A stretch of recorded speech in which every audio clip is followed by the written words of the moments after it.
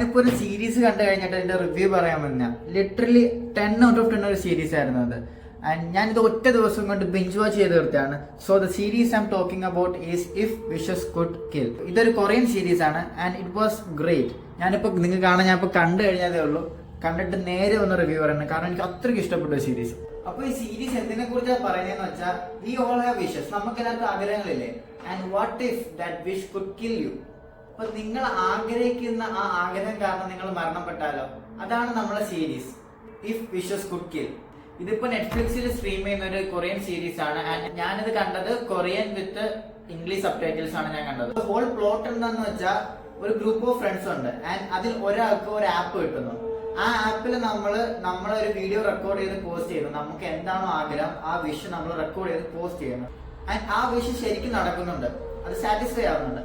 And after that നമ്മുടെ ഫോണിൽ 24 അവറിന്റെ timer start ചെയ്യും. ആ ടൈമർ 0 കടക്കുമ്പോൾ നമ്മൾ മരണപ്പെടുകയാണ് ചെയ്യുന്നത്. ആൻഡ് അതാണ് നമ്മൾ ഒരു ബേസിക് പ്ലോട്ട് എന്ന് പറയുന്നത്.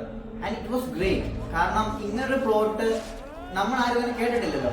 ശരിക്കും ഞാൻ ഇതുവരെ ഇങ്ങനെ ഒരു സ്റ്റോറി ലൈൻ കേട്ടിട്ടില്ല. ഒരു മൊബൈൽ ആപ്പിലൂടെ വിഷ് ചെയ്യുന്നു ആൻഡ് ആ വിഷ് സാറ്റിസ്ഫൈ ആകുമ്പോൾ നമ്മൾ മരണപ്പെടുന്നു.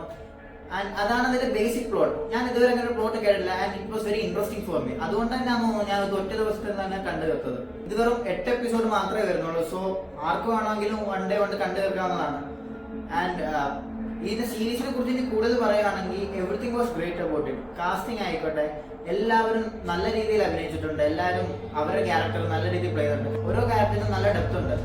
ഇതിൽ ഒരു ക്യാരക്ടറും ചുമ്മാ ഒരു ക്യാരക്ടർ ഇല്ല. എല്ലാ ക്യാരക്ടറിനും അവരവരുടെ സ്റ്റോറി ഉണ്ട്. ഈ സ്റ്റോറിയിൽ അവർക്ക് അതിൻ്റെതായ പാർട്ട് പ്ലേ ചെയ്യാനും ഉണ്ട്. ചുമ്മാ ഒരു ക്യാരക്ടർ ഈ സ്റ്റോറിയിൽ ഇല്ല.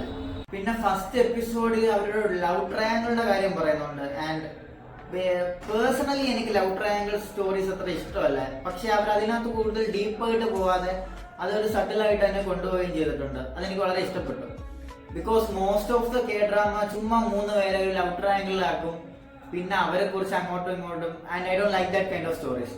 ബട്ട് ഇത് അതൊരു സബ് പ്ലോട്ട് ആണെങ്കിൽ പോലും മെയിൻ പ്ലോട്ടിനെ ഒരിക്കലും അഫക്ട് ചെയ്യുന്ന രീതിയിൽ അവർ എന്നെ കൊണ്ടുപോയിട്ടുണ്ട്.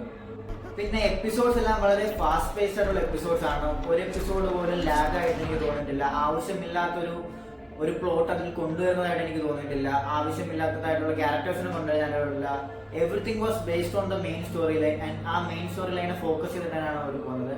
And this is not just a story about app that grants wishes. It's also about friendship, trust, അങ്ങനെ പല പല ലെയേഴ്സിൽ ഈ സീരീസ് നമ്മളെ കൊണ്ടുപോകുന്നുണ്ട്. എന്റെ ഒരു റെക്കമെൻഡേഷൻ, നിങ്ങൾക്ക് ഇത് കാണാം, എല്ലാവർക്കും ഇഷ്ടപ്പെടുമെന്ന് തന്നെയാണ് എനിക്ക് തോന്നുന്നത്. നല്ല ബ്ലഡ് ഉണ്ട് സീരീസിൽ, നല്ല വയലന്റ് ആയിട്ടാണ് എല്ലാം കാണിച്ചിരിക്കുന്നത്. സോ അത് ഇഷ്ടപ്പെടാത്തൊരു കാര്യം എനിക്കറിയില്ല. അത് ഇഷ്ടപ്പെടുന്നവർക്ക് എന്തുവായാലും ഇത് ഇഷ്ടപ്പെടും. Great series. പിന്നെന്താ പറയണ്ടേ,